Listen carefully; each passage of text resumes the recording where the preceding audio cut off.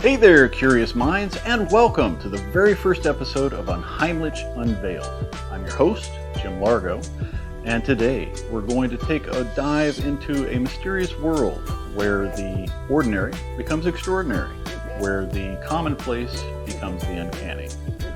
So, join me on a roller coaster ride through the concepts of Unheimlich.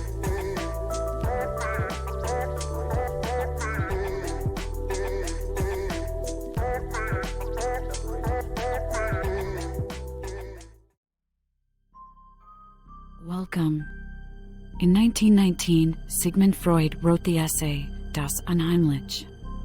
The Unheimlich locates the strangeness in the ordinary, the abandoned and the wild, mirrors and reflections, dreams and memories, déjà vu and doppelgangers. All of these are denizens of the uncanny valley, just like me. There's so much more to explore. Won't you join us? Largo's Lair presents Unheimlich Unveiled. Embrace the strange, embrace the familiar, and always embrace the Unheimlich.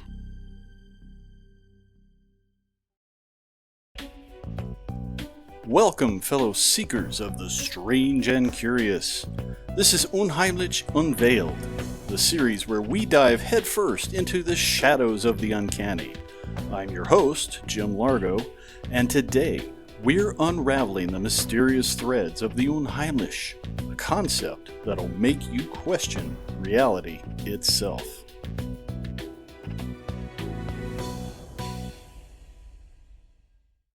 But first, let's get cozy with the man who kicked off our journey into the uncharted waters of the mind, the legendary Sigmund Freud. A pioneer in psychoanalysis, this Austrian brainiac peeled back the layers of the human mind like no one before. Born in 1856, Freud's groundbreaking work in understanding the unconscious and our hidden fears earned him respect as an expert in psychology and, of course, the Unheimlich. This guy isn't just a face on a t-shirt. He's the brains behind the theories that make your head spin. Now, imagine this. You're in a dimly lit room, and you spot a doll staring right at you. Its eyes seem to follow your every move, and suddenly, your safe haven feels like a twilight zone. That's the Unheimlich for you. Born from Freud's essay, The Uncanny, this concept dances on the line between familiarity and eeriness, like a magic trick that leaves you both amazed and slightly spooked. Unheimlich isn't just a word, it's a sensation. You know that feeling when your childhood home suddenly feels like a haunted mansion? Or when you meet someone that looks eerily like a dear friend, but something's just off.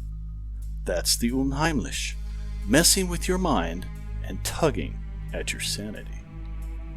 Freud's concept of Unheimlich, a term combining un, meaning not, and Heimlich, meaning familiar, was introduced in his 1919 essay aptly titled The Uncanny.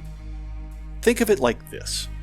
It's that eerie sensation you get when something you know so well suddenly takes on a spine-chilling quality.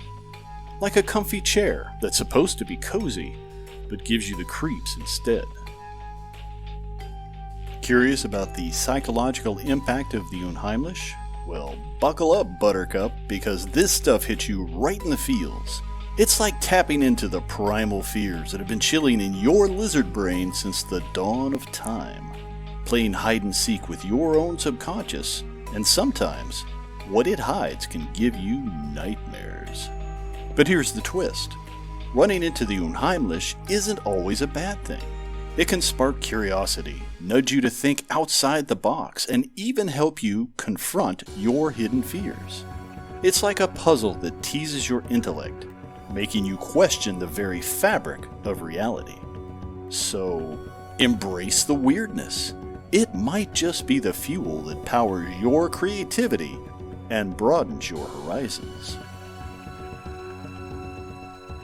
The Unheimlich is not only a theoretical or a psychological concept, it is also a cultural phenomenon that can be found in various forms. Here are some examples of how the Unheimlich manifests in our zeitgeist. The popularity of horror movies and novels that features themes like monsters, serial killers, haunted houses, demonic possessions, and curses. These excite us on a primal level. The emergence of new technologies such as virtual reality, artificial intelligence, robotics, and biotechnology. These blur the boundaries between reality and science fiction. The rise of conspiracy theories that claim that there are hidden forces or secrets behind major events or institutions, threatening our sense of safety. The prevalence of social media platforms that allow us to create online personas or avatars that may differ from who we see in the mirror, forming a digital masquerade. The trend of deep fakes that manipulate images or videos to create realistic but false representations of people or events, forcing us to question, what is truth? Let's talk about real life now. Ever walked through your own house at night in the dark, stubbed your toe on the coffee table, and felt like everything has transformed into a mysterious maze? Ever seen a department store mannequin that looks almost human, but not quite? Creepy. Ugh. How about that moment you glimpse someone in a crowd who looks exactly like you? Uncanny, right? The Unheimlich is a sensation that we all experience in our daily lives. Here are some other instances where we may encounter this unique feeling during our day-to-day routines. Déjà vu. When we feel like we have seen or done something before. Déjà vu is a common experience that affects approximately 60 to 70% of people at least once in their lifetime. It can last anywhere from a few seconds to several minutes. No one knows for sure why it happens. Have you ever heard of jamais vu? Unlike the familiar déjà vu, this term describes a strange feeling of experiencing something for the first time, even though you've encountered it before. This can be a disconcerting experience for some people. Try this experiment for yourself. Repeat a specific word out loud a few times, and after a few seconds, even though you know it's a real word, you may start to feel like, there's no way that's an actual word. Frisson, a feeling of psychogenic shivers or chills that can be induced by hearing a particular piece of music. This sensation can be elicited by artists as varied as Johnny Cash, the Ramones, or even Mozart. One theory behind this phenomenon is that it occurs when our expectations are violated. Regardless of the reason, music and frisson are incredibly potent because they serve as a powerful reminder of what it means to be alive. Synchronicity. The occurrence of meaningful coincidences that feel like they have a connection. For example, running into someone you were just thinking about, or receiving a text from a friend you haven't talked to in years, right after you were reminiscing about old times. These synchronicities can create a sense of unease and make us question whether there is a hidden meaning or significance behind them. Synchronicity is, well, it's also one of my favorite albums from the 1980s. Pareidolia. Our brains are wired to recognize patterns, particularly faces, as they are crucial for our survival and our ability to react in social interactions.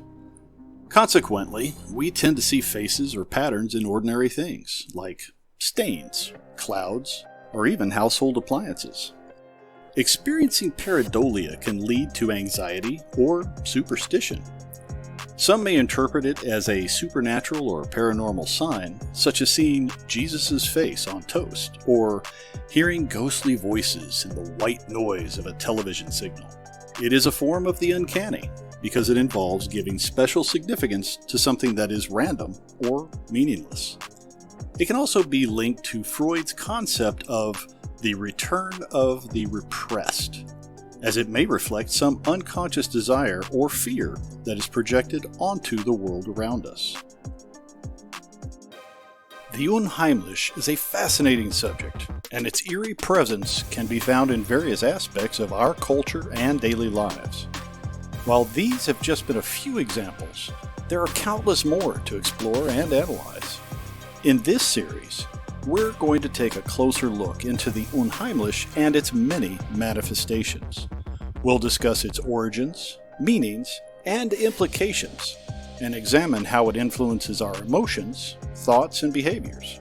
Additionally, we'll explore how the Unheimlich inspires art, literature, and media. And that is just the tip of the iceberg, my friends. What's next on our journey into the Unheimlich? Well, we're going to plunge into the haunted histories of cursed objects, the realms of the paranormal, and even the unsettling beauty of abandoned places. So join us on this wild ride through the uncharted territory of the Uncanny.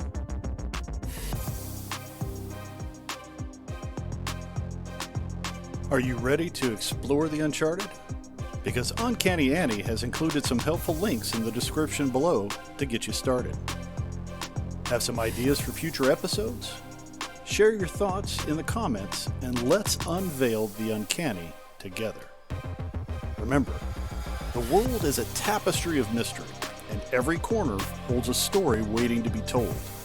Until next time, keep your eyes wide open, your minds unafraid, and always embrace the Unheimlich.